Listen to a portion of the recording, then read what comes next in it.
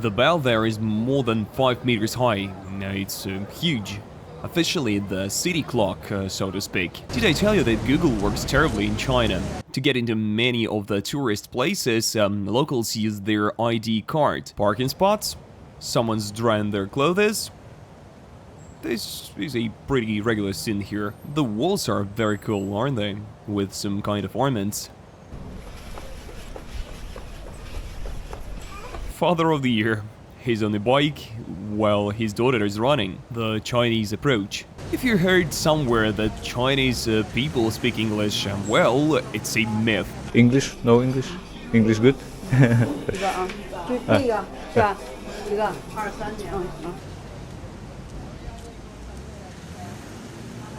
This is a local low-price convenience store. A tourist goes by, he hands them this caramel and quickly takes a picture. Now look how they let people cross the road.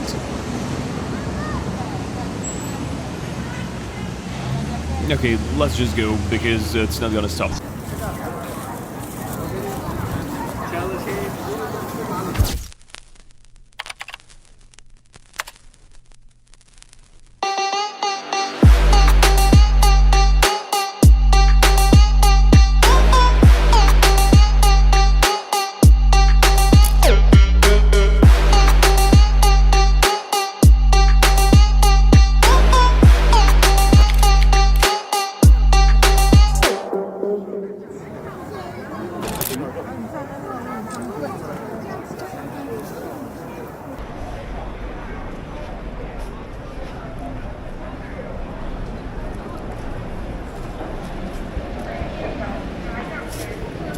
I went out and it's even somewhat warm.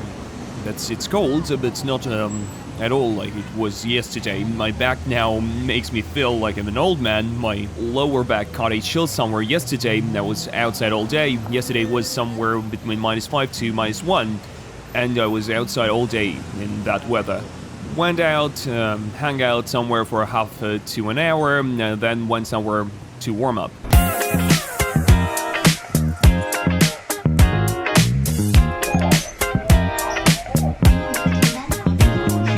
English? No English? English good?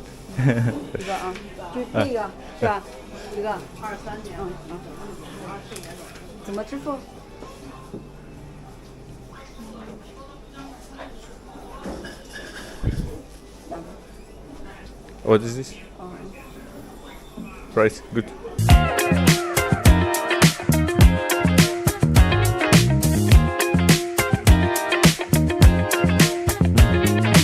If you've heard somewhere that Chinese people speak English well, it's a myth. For example, in Shanghai, I stayed in a big, huge hotel with 4 people at the reception desk. This is a place where, in theory, they should know English well. So I'm at the reception desk and I say 2 words to them. I needed to print a document and I asked them, guys, could you print the document for me? I just told them, print document. I'm not even saying a sentence, just print document. And the 4 of them were trying to translate. 4, they didn't understand what I was saying. So the situation with English here is so.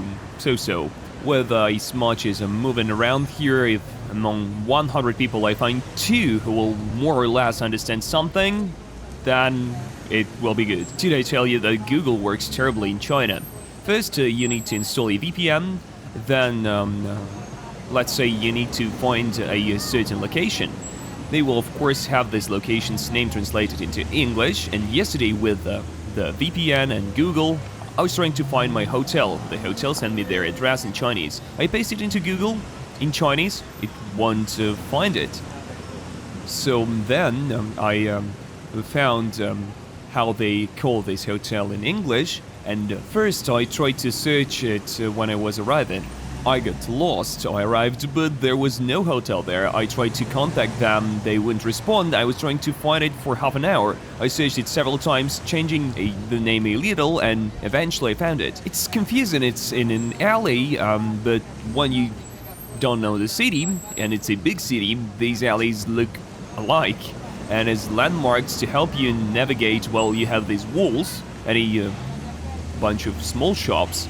No big landmarks here, such as huge buildings, nothing like that.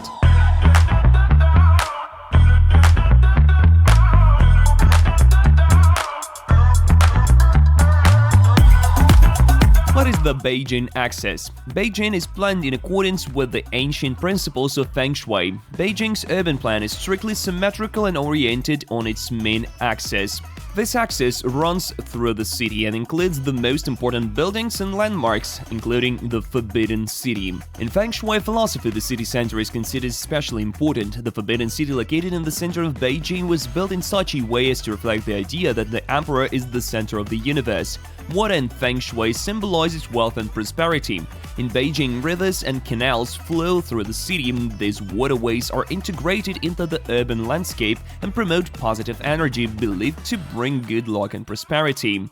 The city is located on a plain surrounded by mountains to the north and lower hills to the west and east.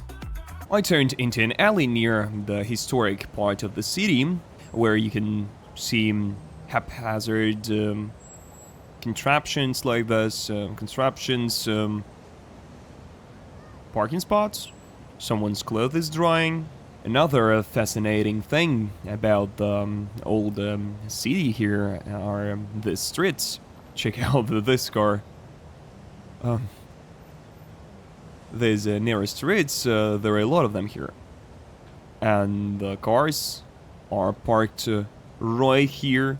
There are no sidewalks, and I'm walking, and these mopeds are driving right by. Doesn't matter if you're with a suitcase, you have no way of avoiding the mopeds, and they keep driving and honking, so that you'd get lost somewhere. Look at this. There are a lot of the little cars here, but it's not surprising, because here's what the streets are like. Another one. Here's one more. An opening. That's not even a street, an opening. Gotta let him pass. Otherwise, he would be honking at me. How did he get in here? I mean, I can't understand how he got here, but how is he gonna turn and get back from here?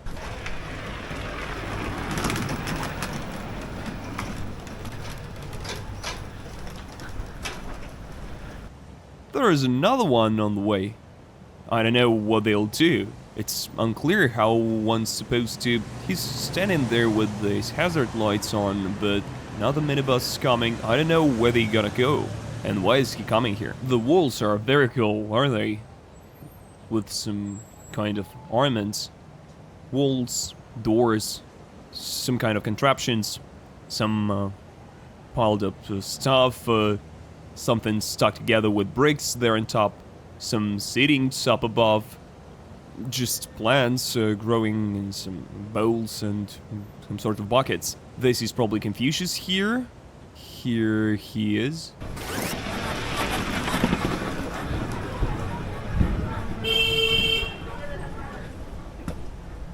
And some sort of yard with these gates. Here we have, I don't know what's written here. Are there any Chinese among us?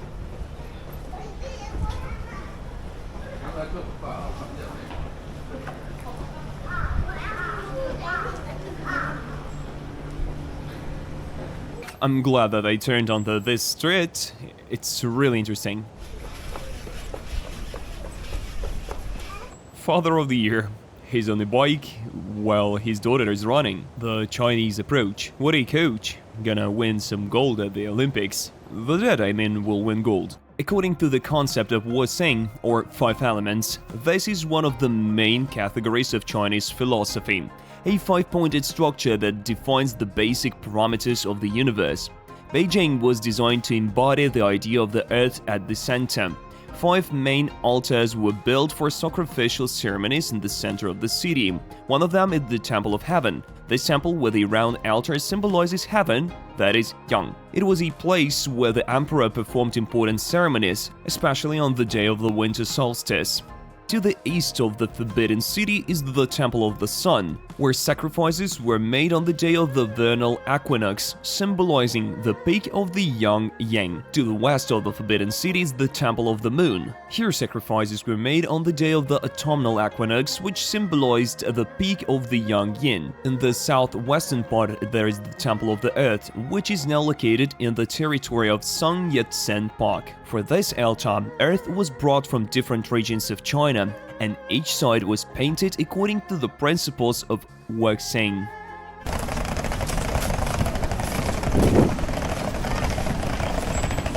This is a local, low-priced convenience store. There are a lot of Soviet-style buildings in the center. 200 meters from here is a local Red Square. And there they have these block houses. Let's look at this. Tires here, wheels are lying around, someone's disassembling a carburetor. Police stations are scattered everywhere. It's all very typical here. Often, areas with landmarks are huge and it's very difficult to find anything because signs are not very helpful here. Like, for example, I'm walking on the sidewalk. Here it is, and there is some other paths. Where am I supposed to go? How do I figure this out? I don't know, it's just movable fences and some signs in Chinese, so... Where do I go? It's clear that cars are not allowed. There is a sign for that, but where do I go? There are a lot of confusion, as I've already said. Firstly, Google Maps don't work too well here, firstly, and secondly, it's this self-governed routing. Just put fences wherever you want. 1, 2, 3, back it up.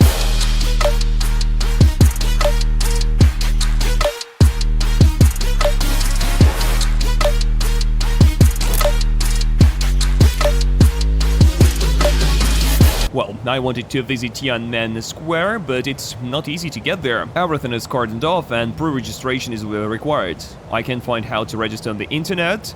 There is this sign inviting you to scan the code. Everything is in Chinese, and you can only scan the code with VPN. It doesn't open without it. Impossible. There is no way to buy a ticket here at all. Everything is only done online. So it seems there are no options of getting there. To get into many of the tourist places, locals use their ID card. Imagine if you wanted to get to some central, like, historical street, and there would be some security control around it, and you'd have to put your ID, and then they'd let you through.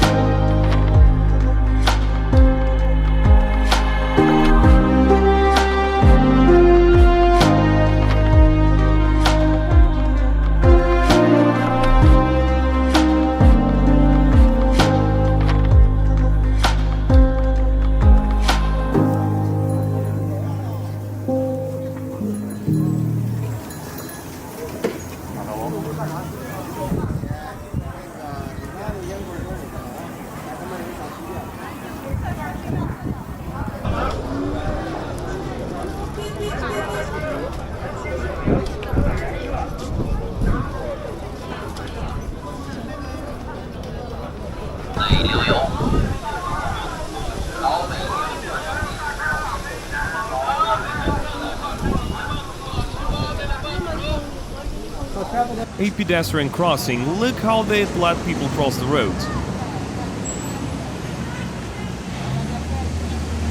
Okay, let's just go. They're not gonna stop. They don't give a damn. Nobody stops at all.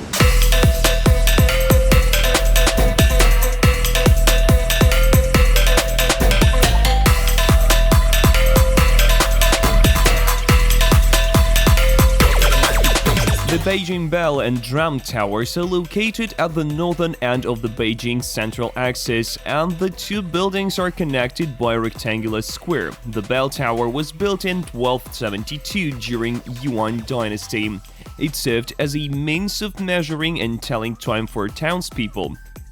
Every hour, a large bell rang from the tower, which could be heard over long distances. This bell tower has a history of over 700 years. You could say it's the official city clock. This bell tower is a 3-story wooden structure 47 meters high. The tower is octagonal in shape and was built without the use of nails. The bell inside the tower weighs approximately 63 tons, making it the earliest and heaviest cast bronze bell in the world. What was the bell used for? Well, for anything, like it could be used to signal a war, the approach of troops, and also naturally to designate time, night, day. This tower was a kind of a timekeeper for several dynasties. The drum tower construction also began in 1272, although just 25 years later it was destroyed by fire. The drum tower has been restored several times and it's now 46.7 meters high. Previously on the second floor of the tower there were 25 drums, one main drum and 24 mess drums. Only one remains to this day.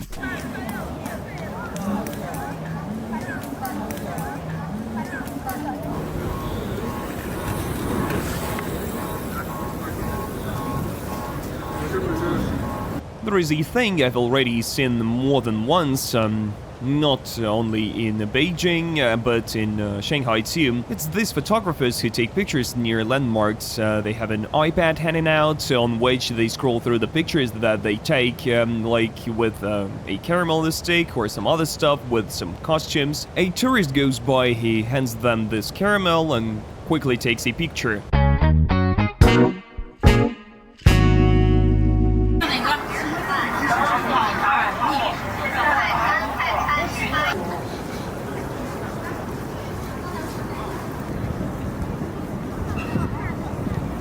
Take me home tonight. Can't waste another night without you. Take me home tonight. We'll see the morning light together. I know you want me to. So what we gonna do? Take me home tonight. Can't waste another night. You just gotta like. 在街头，雨水淋湿了我的忧愁。明知爱已覆水难收，我却还在苦苦守候。